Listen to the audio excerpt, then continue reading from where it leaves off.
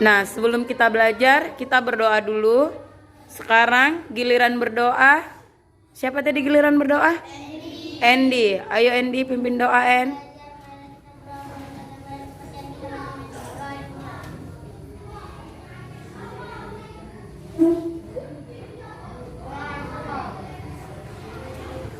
Pelajarannya buka buku tema 2. Sekarang kita masuk di PB ketiga. Halaman berapa kita sekarang? Coba lihat bukunya. Halaman berapa, Nak? 22. Iya, buka buku halaman 23. Sudah dari buka bukunya. Nah, kemarin kita udah belajar, ya kan? Misi ingatkan materi sebelumnya, kita udah masuk ke pernapasan. Sekarang misi mau tanya lagi. Kita semua bernapas nggak? Bernapas. Kita bernapas. Waktu kita napas kita menghirup apa? Oksigen. Oksigen yang kita ambil, yang kita hirup itu dari mana? Dari pohon. Dari pohon. Bagian pohon yang menghasilkan oksigen bagian apa? Daun. Iya, bagus, daun. Nah, sekarang lihat teks di halaman 23. Sudah ketemu? Oke. Di situ teksnya apa judulnya? Iya, mari menanam pohon. Coba baca dulu secara bergilir. Andy. Indonesia dikatakan sebagai paru-paru dunia. Tadi itu disematkan karena di Indonesia terdapat hutan yang sangat luas. Daun-daun di hutan mengeluarkan oksigen berlimpah. Oksigen merupakan unsur penting bagi kehidupan. Namun sayangnya hutan kita semakin berkurang akibat kebakaran atau penebangan pohon di hutan secara liar. Oke, sambung Emma. Oleh karena itu, pemerintah bersama rakyat berusaha mengurangi kerusakan hutan. Salah satu upaya yang dilakukan yaitu menanam kembali pohon di dunia. Tanggal 28 Desember sebagai Hari Penanam Pohon. Peringatan Hari Menanam Pohon pada tahun 2015 Diawali. sejak tanggal 26 November. Sambung. Kirana. Presiden melakukan penanaman pohon di Taman Hutan Rakyat Sultan Adam, Kalimantan Selatan. Ada 10.000 pohon ditanam di hutan itu. Pohon yang ditanam pun bermacam-macam, termasuk pohon-pohon yang buahnya dapat dimakan. Kita dapat berperan serta untuk mengembalikan paru-paru dunia. Menanam pohon tidak hanya dilakukan di hutan, kita dapat menanam pohon di lingkungan sekitar kita. Semakin banyak pohon di lingkungan kita, semakin banyak pasokan oksigen bagi kehidupan. Oke, nah sekarang lihat di bawahnya itu ada peta pikiran. Ketemu nggak? Ketemu. Iya. Nah sekarang tugasnya adalah mendiskusikan secara berkelompok peta pikiran yang ada dalam teks. Dia harus mencakup, di situ ada kata tanya apa, siapa, kapan, di mana, pohon apa yang ditanam. Ada kan? Nah, sekarang disimbagi kelompoknya. Barisan sebelah sana satu kelompok bergabung di meja Naura. Kursi aja yang diangkat. Yunda, Jihan, Kirana, Tias, kursinya aja di depan mejanya.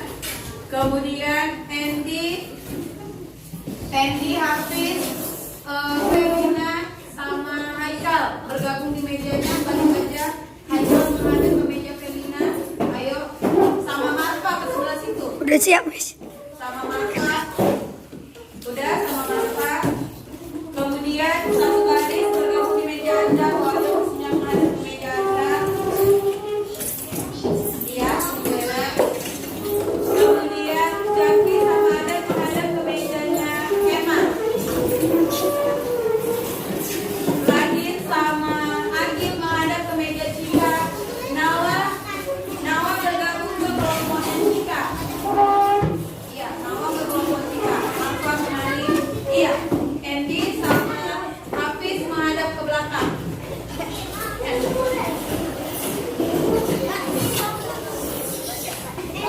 Bisa? Iya, hanya perwakilan. Oke, dengan misi kemari. Kami menghadap ke sini. Udah, jadinya 4, di sini 5. Sudah. Oke, dengan misi cara kerja kelompoknya adalah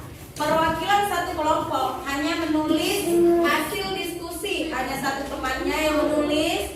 Kemudian tapi didiskusikan, dirembukan. Contoh, misi ambil satu contoh. Di situ ada kata kapan. Berarti kapan hari menanam pohon? Tanggal berapa dia? 28. Iya, berarti 28 November.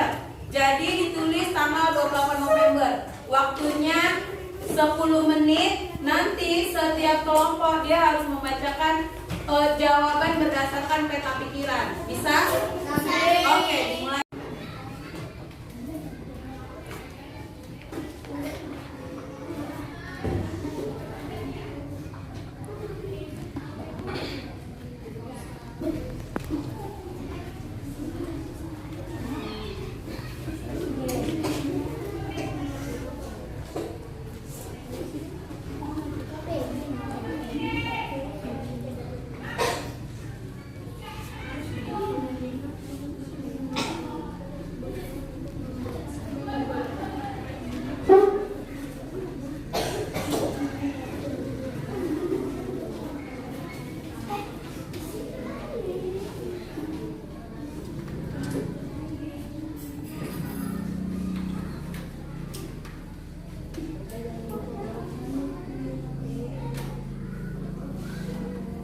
Kelihatan kan Yo?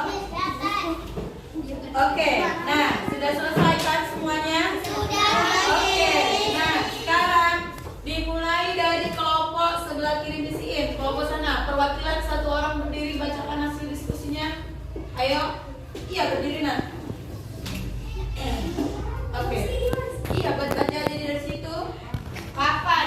Ayo baca dari kapan. Gimana sih ya? Misi tanya. Kapan hari menanam pohon? Tanggal 28 November diperingati sebagai hari menanam pohon. Oke, apa yang dilakukan? Menanam pohon. Menanam pohon. Pohon apa yang ditanam?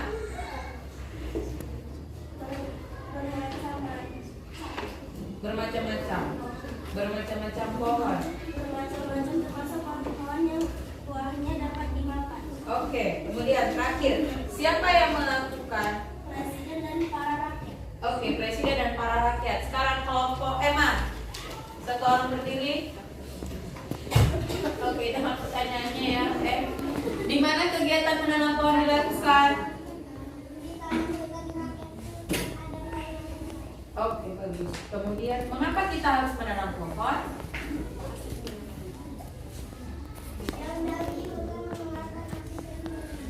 Iya, karena supaya daun-daun di hutan bisa mengeluarkan banyak oksigen yang berlimpah. Kelompok Andy, pilih satu orang. Oke, Andy. Apa yang dilakukan pada masyarakat Andy? Menanam pohon. Pohon apa yang ditanam?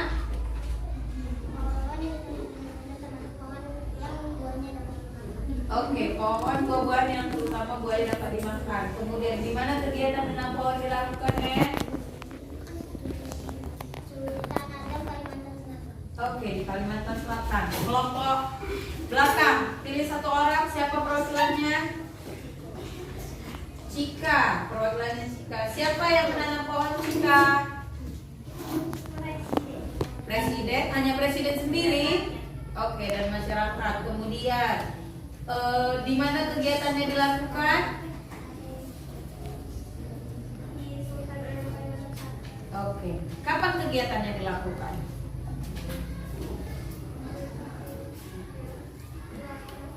Pada tanggal 28 November. Oke, kelompok terakhir satu orang, Azza, perwakilannya Azza. Mengapa kita harus menanam pohon, Azza?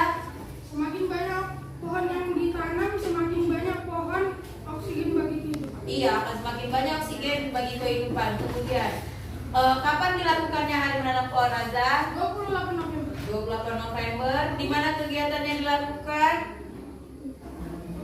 Di hutan rakyat Sultan Adam, Kalimantan Selatan. Oke, bagus. Pohon apa yang ditanam? Bermacam-macam, termasuk pohon yang buah-buah dapat dimakan. Oke, terima kasih aja. Nah, sekarang Miss mau tanya. Dari semua menanam pohon dilakukan oleh presiden, dilakukan oleh masyarakat, dilakukan pada tanggal 28 November.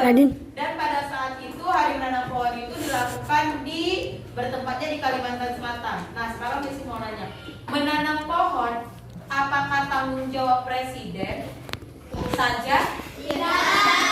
Menanam pohon itu apakah tanggung jawab petani aja? Tidak.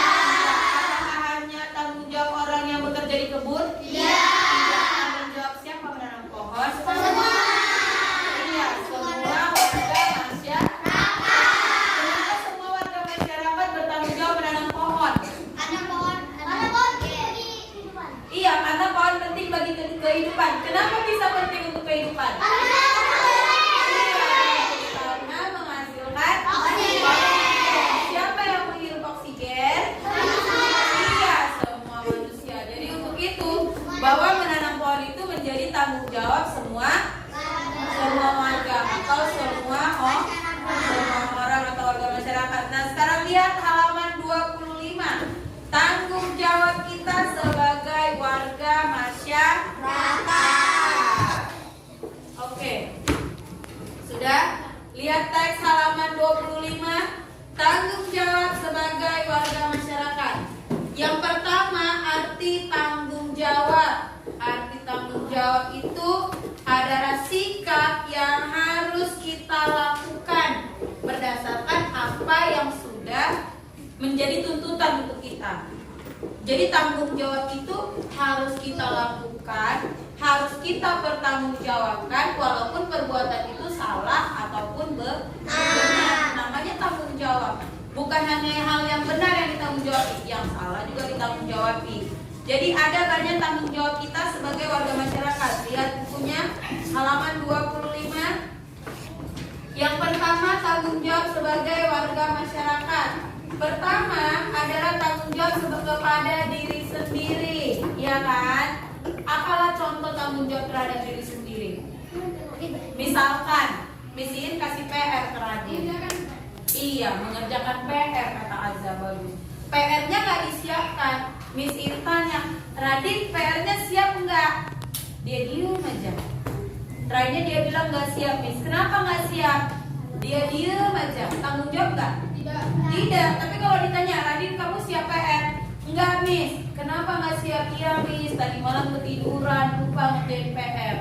Tapi pasti nanti dikerjain Miss PR-nya. Boleh nggak Miss PR-nya nyusul? Itu termasuk tanggung jawab? Tanggung jawab. Iya, termasuk tanggung jawab terhadap diri sendiri. Kemudian yang kedua, tanggung jawab terhadap keluarga. Misal, Salsa bangun tidur. Tempat tidurnya nggak diberesin, dia langsung pergi main-main. Tanggung jawab nggak? Jadi harus bagaimana dia? Iya, tempat tidur. Misalkan Endi pulang sekolah, mamanya udah bilang sepatunya ditaruh di rak sepatu ya, tapi sama Endi sepatunya diserahin. Tanggung jawab nggak? Jadi harusnya bagaimana? Iya, harus dirapikan, diletakkan di rak sepatu. Nah, itu termasuk tanggung jawab di dalam keluarga. Kemudian yang ketiga, tanggung jawab terhadap masyarakat. Agil jalan-jalan, dia lari pagi. Karena haus, dia beli botol minum. Airnya udah habis, botolnya dibuang aja di jalan. Tanggung jawab tidak. Jadi seharusnya bagaimana? Iya, dibuang tong sampah. Jadi tanggung jawab terhadap masyarakat. Pertama, kita peduli sama lingkungan. Kita buang sampah, kalaupun kita tidak mau mengutip sampahnya, paling enggak kita juga jangan membuang sampah sembarangan. Kemudian yang keempat, tanggung jawab terhadap bangsa dan negara. Apakah anak SD wajib berperang? Tidak. Jadi bagaimana kita sebagai siswa bisa bertanggung jawab kepada bangsa negara? Lihat lagi halaman 25. Tanggung jawab sebagai warga masyarakat. Tadi mesti jelasin contohnya tanggung jawab terhadap diri sendiri, tanggung jawab kita di keluarga, tanggung jawab kita di masyarakat, tanggung jawab kepada bangsa dan negara. Sekarang tugasnya adalah diskusikan dalam kelompoknya contoh tanggung jawab terhadap diri sendiri, keluarga, masyarakat, bangsa dan negara. Cukup satu aja. Jadi dia dibuat seperti ini. Tanggung jawab yang pertama diri sendiri,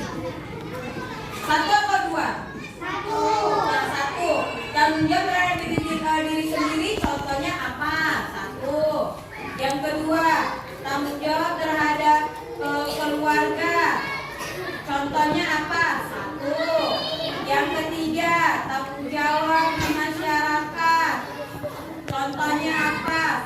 1. Begitu juga yang terakhir, tanggung jawab kepada bangsa dan negara. Contohnya 1.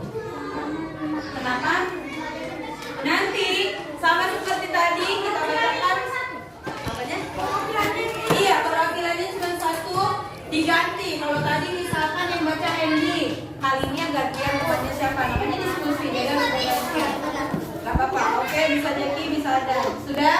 Ada pertanyaan? Ada pertanyaan?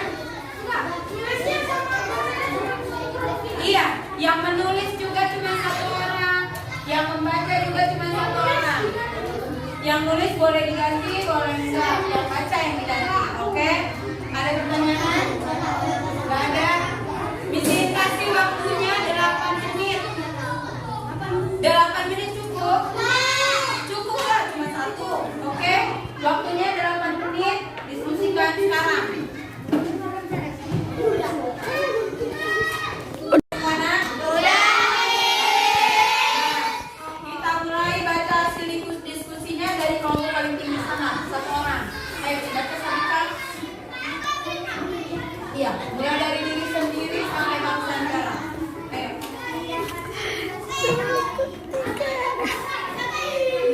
Oke, lanjut baca lanjut.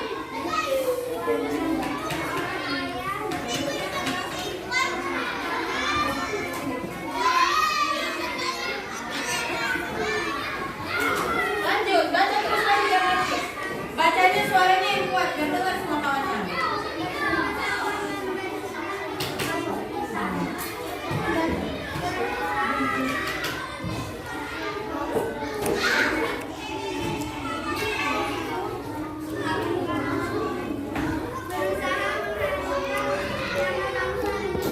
Oke, bagus. Kelompok Jaki, ayo berdiri, baca dan yang kuat, yang kuat. Ya. Ya.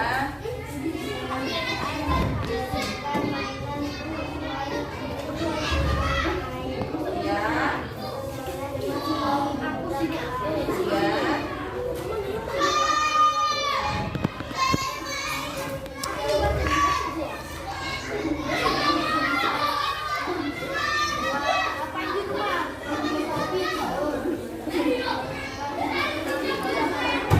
Oke. Nah, itu tadi beberapa dari temannya yang baca diskusi. Salah satunya ciri contoh tanggung jawab terhadap diri sendiri tadi apa? Iya, mengatakan PR di rumah. Kalau di keluarga, iya, menyusun mainan, menjaga adik, membantu ibu bapak, adik abang sekeluarganya. Kalau di masyarakat, iya, melakukan gotong royong untuk bangsa dan negara. Iya, belajar keras dan bekerja keras. Sudah belajar keras? Yakin? Bekerja keras sudah juga? Tidak, ada yang tidak, ada yang belum. Jadi harus dikerjakan. Nah, yang terakhir, tanggung jawab kita kepada lingkungan. Apa contoh tanggung jawab sama lingkungan? Tidak membuang sampah sembarangan. Supaya ada penghasil oksigen, apa yang dilakukan? Selain menghasilkan oksigen, pohon itu juga bisa digunakan atau bisa dimanfaatkan untuk menghasilkan barang apa? Barang kerajinan. Contoh barang kerajinan apa yang dari kayu atau kayu? Lemari, apa lagi? Kursi, meja, pintu, papan tulis. Coba lihat bukunya di halaman 29. Di situ ada contoh peralatan yang dihasilkan dari kayu. Coba lihat gambarnya. Apa aja gambarnya di situ? Apa aja? Apa gambarnya? Gambarnya gambar apa di situ? Guci, apa lagi? Iya, gerabah. Jadi kerajinan tangan itu gak harus dari Kanadian seperti gerabah, tapi bisa juga dimanfaatkan dari pohon. Bisa nggak guci yang dari pohon itu dijual? Bisa.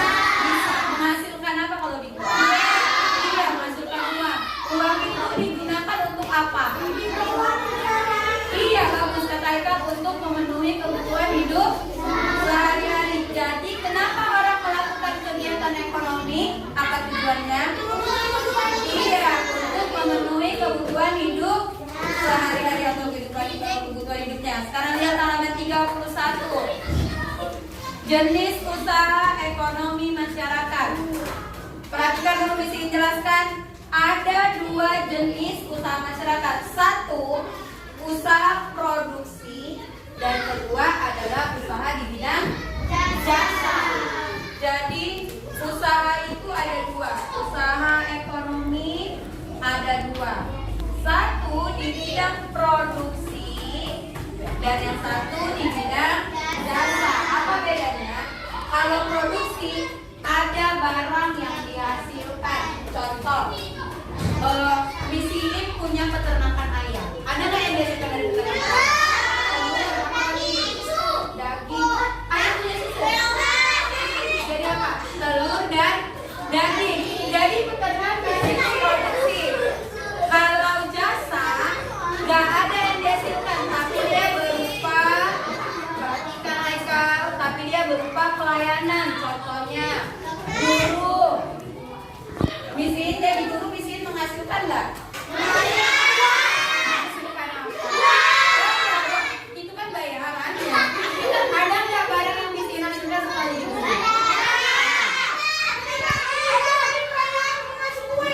Oh, ketika pelayan dikasih kue, tapi kan kita misin yang hasilkan, dikasih sama siswanya, ya kan? Oh, menghasilkan pekerjaan. Jadi ingat bedanya. Produksi ada barang yang dihasilkan, sedangkan jasa hanya bentuk pelayanan. Sudah? Nah, dengar. Sekarang di sini bagi gambar. Di sini ada 10 jenis pekerjaan atau 10 jenis usaha ekonomi. Tugasnya adalah diskusikan manakah yang termasuk jenis usaha di bidang produksi dan juga jasa. Oke? Jadi hanya mengelompokkan mana jenis usaha di bidang produksi, mana jenis usaha di bidang jasa. Nanti seperti tadi dibacakan satu orang dan dijelaskan kenapa ya dokter itu di bidang jasa. Paham? Paham? Dia dengar bisikin dulu. Perhatikan ya. Perhatikan, dikelompokkan mana jenis usaha di bidang produksi, mana yang di bidang jasa. Kemudian diikutkan serta. Kenapa misalkan ada 5 atau ada 4 bidang produksi? Kenapa itu masuk ke dalam bidang produksi? Alasannya apa? Oke? Oke, waktunya 10 menit dari sekarang. Ayo. Oke, udah siap semuanya? Sudah. Sekarang kelompoknya kita acak lagi. Yang lain dimulai dari kelompoknya Radin, kelompok belakang bacakan diskusi. Ayo. Ayo berdiri bacakan. Yang kuat suaranya Cika. Dokter, banyak guru, kuliah, produksi, pabrik makanan, kebun teh, ternak ayam, sapi, nelayan, penjahit. Kenapa dipilih dalam bidang jasa? Karena melakukan pelayanan. Iya, hanya memberikan pelayanan. Dan kenapa kelompok lain dimasukkan ke dalam bidang produksi? Karena menghasilkan barang. Iya, karena menghasilkan barang. Oke, kelompok Felina. Ayo, bacakan. Yang kuat suara Andy.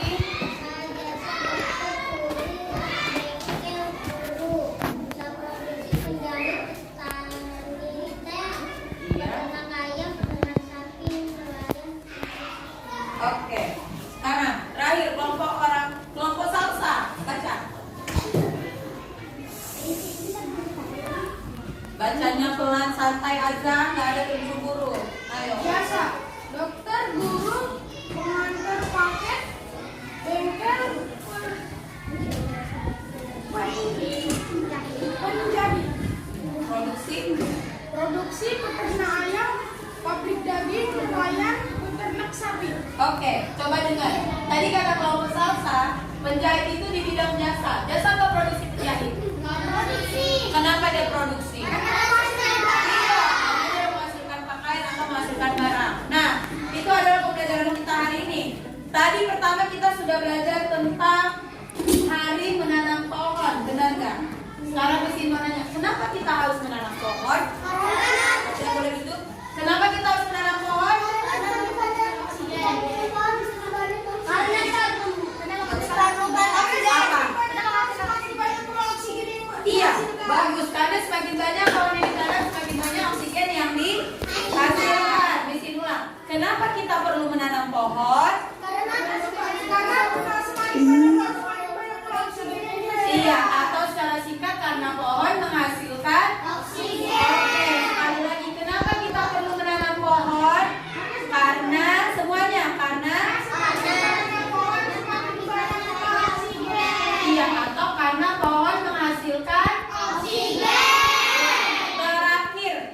nggak boleh tidur. Sekali lagi, kenapa kita perlu menanam pohon? Karena pohon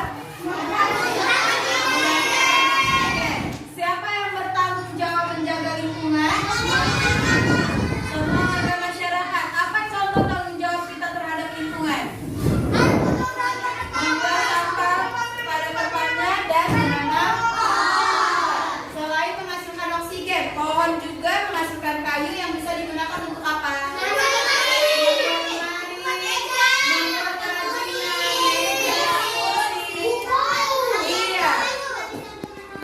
Iya bisa, akar pohon juga bisa menahan air. Dari kerajinan yang dihasilkan dari kayu, ada guci, ada lemari, ada pintu. Kalau dijual menghasilkan apa nak? Uang. Uang itu digunakan untuk apa? Memenuhi kebutuhan sehari-hari. Ada dua contoh jenis ekonomi masyarakat, bidang produksi dan bidang kalau bidang produksi apa contohnya? Menghasilkan barang. Apa contoh kegiatannya? Penjahit. Apa lagi?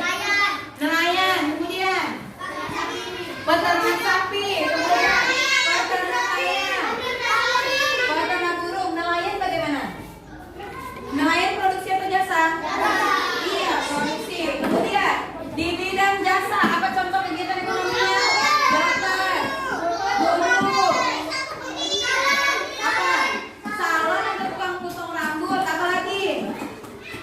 Kalau yang tukang antar paket atau kurir. Nah, sekarang untuk tugasnya, latihannya, kerjakan latihan yang ada di buku soal kita biru halaman 30 nomor 1 sampai nomor 10. Soalnya ditulis langsung dijawab, paham?